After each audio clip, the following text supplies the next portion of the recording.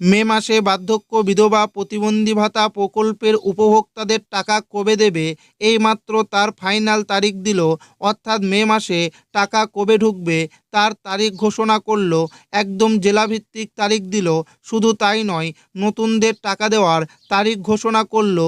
তো কবে ঢুকবে এই মে মাসের টাকা, এবার কত তারিখে উপভোক্তাদের মে মাসের টাকা ঢুকবে সেই নিয়ে রাজ্য সরকার কী ঘোষণা করেছেন।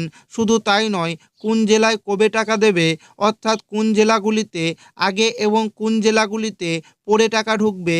এবং এপ্রিল মাসে অনেক উপভোক্তা এখনও পর্যন্ত ব্যাংক অ্যাকাউন্টে টাকা পাননি, তাহলে সেই বকেয়া টাকাগুলো কি এই মে মাসে দেবে, সমস্ত কিছু জানাবো আজকের এই ভিডিওটিতে এবং আপনাদেরকে প্রমাণ সমেত দেখাবো।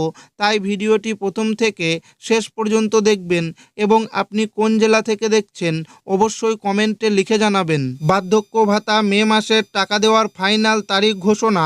মে মাসের কত তারিখ থেকে টাকা দেওয়া শুরু হবে দেখুন। বার্ধক্য ভাতা হলো সমাজের প্রবীণ নাগরিকদের সম্মানজনক জীবনযাপনের জন্য সরকারের একটি অন্যতম সামাজিক নিরাপত্তা কর্মসূচি। বয়সের ভারে যখন উপার্জনের ক্ষমতা কমে আসে, তখন এই ক্ষুদ্র আর্থিক সহায়তা তাদের মুখে হাসি ফোটায় এবং পর নির্ভরশীলতা কমায়। বার্ধক্য ভাতা প্রকল্প প্রবীণদের সম্মান ও সামাজিক নিরাপত্তার এক অন্যান্য প্রয়াস। আমাদের সমাজে প্রবীণরা হলেন অভিজ্ঞতার ভাণ্ডার, কিন্তু জীবনের সয়ে এসে অনেক সময় শারীরিক অক্ষমতা এবং আর্থিক সংকটের কারণে তারা অসহায় হয়ে পড়েন। এই অসহায়ত্ব দূর করতে এবং তাদের মৌলিক চাহিদা পূরণে বার্ধক্য ভাতা প্রকল্প একটি অত্যন্ত মানবিক ও কার্যকর পদক্ষেপ। বার্ধক্য ভাতা প্রকল্পের মূল লক্ষ্যগুলো হলো আর্থিক স্বাবলম্বিতা। প্রবীণদের নিজেদের হাত খরচ বা ঔষধের খরচের জন্য অন্যের মুখাপেক্ষী হতে হয় না। সামাজিক মর্যাদা। এই ভাতা প্রবীণদের পরিবারে ও সমাজে একটি সম্মানজনক অবস্থান নিশ্চিত করে।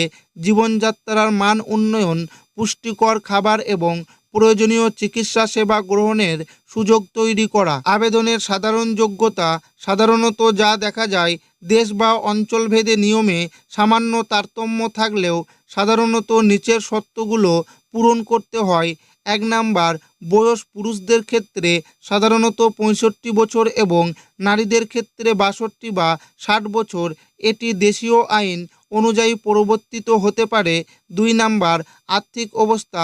আবেদনকারীকে অবশ্যই নিম্নবিত্ত বা দরিদ্র সীমার নিচে বসবাসকারী হতে হবে। 3 নাম্বার, নাগরিকত্ব। আবেদনকারীকে সংশ্লিষ্ট দেশের স্থায়ী নাগরিক হতে হবে। 4 নাম্বার, অন্যান্য সুবিধা। সাধারণত অন্য কোনো সরকারি পেনশন বা নিয়মিত অনুদান পেলে এই ভাতার আওতাভুক্ত হওয়া যায় না। প্রয়োজনীয় নথিপত্র।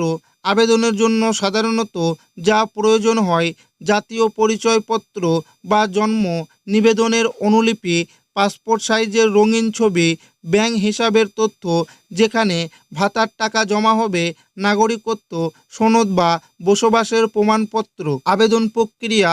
বর্তমান সময়ে এই প্রক্রিয়াটি অনেক সহজ করা হয়েছে। 1 নাম্বার, অনলাইন আবেদন।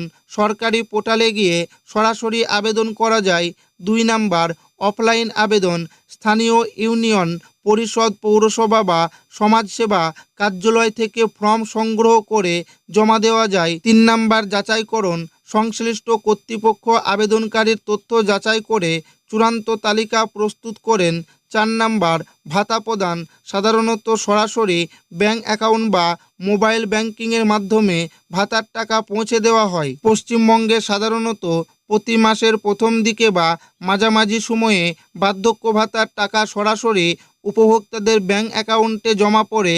মে মাসের টাকাও মে মাসের প্রথম সপ্তাহের পর থেকে সম্ভবত 5 থেকে 12 মে 2026 পাওয়া যেতে পারে। তবে অনেক সময় ব্যাংকিং প্রক্রিয়া বা প্রশাসনিক কারণে দেরি হতে পারে।